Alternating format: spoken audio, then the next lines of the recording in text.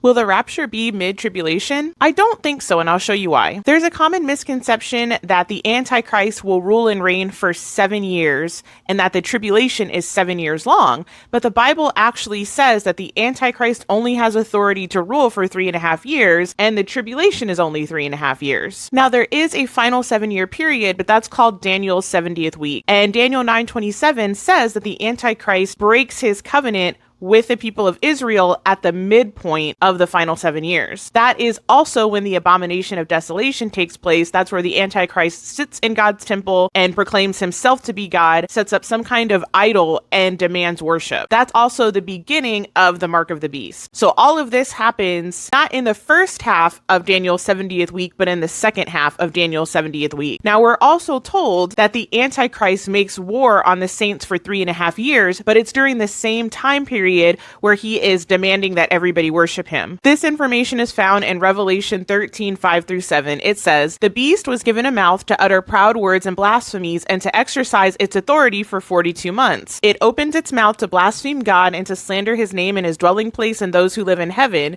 It was given power to wage war against God's holy people and to conquer them. And it was given authority over every tribe, people, language, and nation. If anyone is to go into captivity they will go. If anyone is to be killed with the sword they will be killed." This calls for patience, endurance, and faithfulness on the part of God's people. This is even spoken of in the Old Testament. Daniel 7:25 says, speaking of the Antichrist, "He will speak against the Most High and oppress his holy people and try to change the set times and the laws. The holy people will be delivered into his hand for a time, times, and half a time." So that's another way of saying 3.5 years. Jesus also shows the Great Tribulation starting after the abomination of desolation, which again is at the midpoint of the final 7 years. In Matthew 24:15, it says, "So when you see standing in the holy place the abomination that causes desolation, spoken of through the prophet Daniel, let the reader understand. Then let those who are in Judea flee to the mountains." And then in verse 21, it says, "For then there will be great distress, unequaled from the beginning of the world until now, and never to be equaled again." So if the rapture is not pre-trib and it's not mid-trib, what options does that leave us? Well, there are still a lot of different positions besides those two.